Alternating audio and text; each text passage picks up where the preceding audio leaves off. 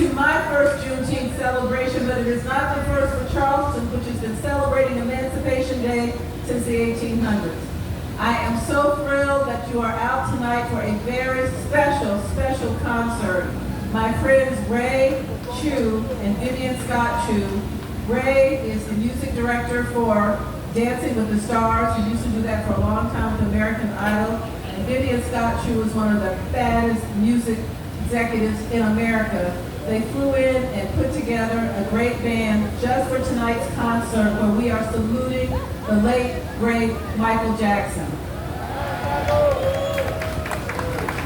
But as I said in all the news releases and announcements that went out about tonight, I wanted to make sure that we are not only having a good time, we are also supporting each other. So I believe that we should educate as well as celebrate. So I asked adjunct professor Damon Fordham, who teaches history at the Citadel. Are you waving at me? Okay. You're not? All right. So to bring you a little bit of history, but first I want to thank Javetta Campbell for opening this program with Lift Every Voice and Sing. It is my favorite song. It's the Negro National Anthem, and I thank everyone who stood for it. And now, without further ado, Professor Damon Fordham.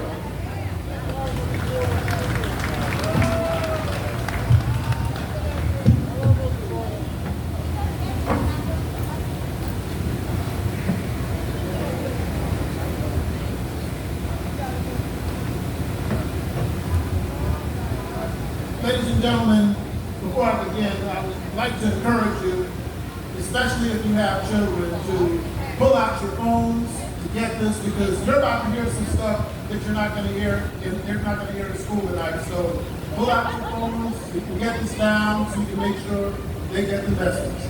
Now, many of you have been told about how General Gordon Granger went down to Galveston, Texas, and told our enslaved ancestors that they were free on this day in 1865. But I'm going to take things closer to home. In 2024, I was at the slave port at Elmina Castle in Ghana, West Africa, which was the oldest and largest of the West African slave ports. And they had a group of Muslim children, about 7 years old, on a field trip. And I asked one of the tour guides, aren't you kind of young for this? And they said, my brother, they need to see this now, because in case anything like this happens again, they'll know what to do and how to deal with it. And I couldn't argue with that. And so what happened over here was this. In 1670, there was Captain Nathaniel Sale, who came on a ship called the Three Brothers, who brought John Jr., and Elizabeth, who they purchased in slavery out of the Bahamas to work in the rice fields. And then soon they became a great trade of rice to this area.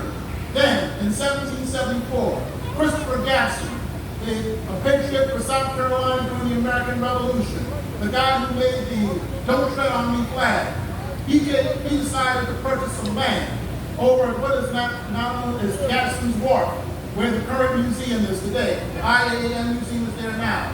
That served as the major slave port of Charleston from 1774 on and off to 1808.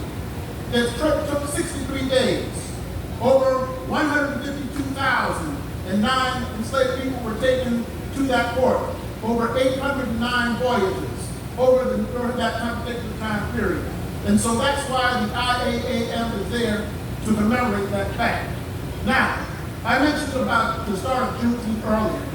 What a lot of people don't know is that, yes, it's true we celebrated Emancipation Day here over the years, but on February 18, 1865, before Gordon Granger went down to Galveston, Texas, a black regiment, the Massachusetts 55th, marched through Charleston and liberated the city from both the Confederacy and the end of slavery. Yeah. So, thank you.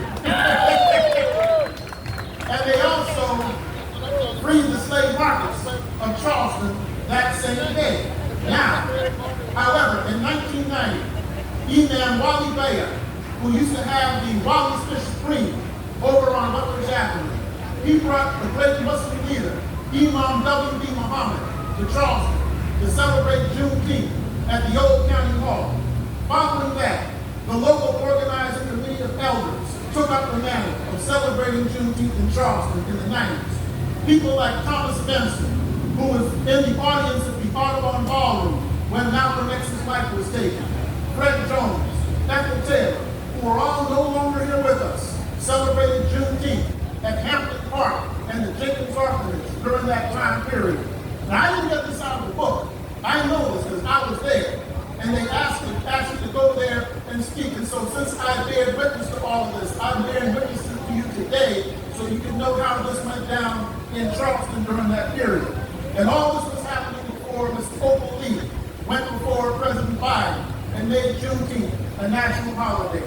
Or sometime we beat someone to it. Now, so I want you to take what you learned here today to understand this.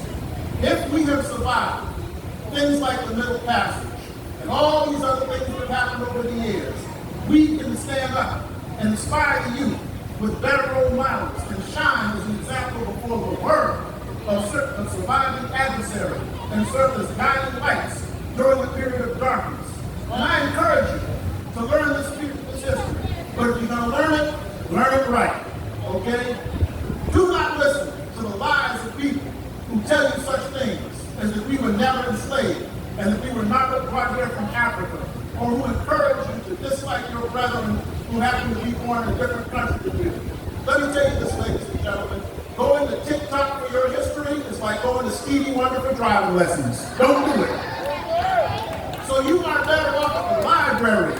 So go to the library and take what you learned from the library and from elders who were there. Because once you get that in your mind, no outside force can take that away from you and erase that history from you. So once you do that, stand up, stand tall, learn the truth, the whole truth, and nothing but the truth. So help you God so you can fight the foolishness with the facts. Thank you very much.